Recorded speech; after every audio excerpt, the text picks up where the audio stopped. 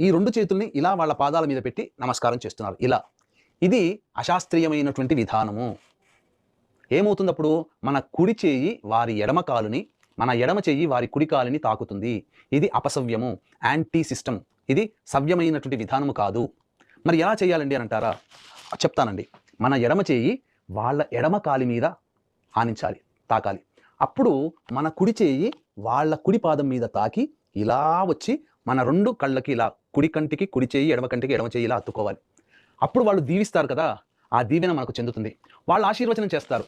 నిండు నూరేళ్ళు సుఖంగా ఉండండి, చిలకా గోరింకలంగా ఆనందంగా ఉండండి, సత్సంతాన ప్రాప్తిరస్తు, విజయీ భవ అని ఆ పాద నమస్కారం మనం ఇలా చేసినప్పుడు మనం ఆశీర్వచనం చేస్తారు కదా! వాళ్ళు ఆశీర్వదిస్తారు. అప్పుడు ఆశీర్వచనాన్ని ఇలా మనం కంటికి అద్దుకున్నట్లయితే అప్పుడు వాళ్ళ ఆశీర్వచన బలం మనకు కలిగి పెద్దవాళ్ళు ఇచ్చిన ఆశీర్వచనం వల్ల మనకు జయమవుతుంది.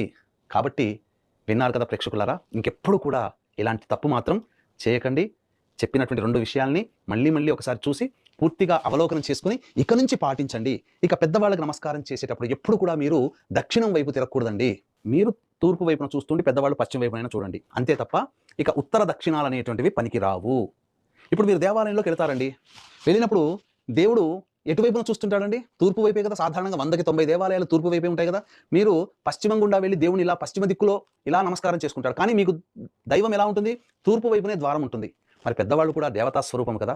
అందుకనే పెద్దవాళ్ళని తూర్పు వైపు చూస్తున్నట్టుగా ఉండి, మీరు పశ్చిమం వైపు చూస్తున్నట్టుగా ఉండి వారి ఆశీర్వచనం తీసుకోండి. తప్పకుండా మీకు మేలు జరుగుతుంది. ఇంత చక్కటి విషయాన్ని తెలుసుకున్న తర్వాత గురుదక్షిణగా నాకొక్కటే, ఈ విషయాన్ని 10 మందికి మీరు చేరవేయండి.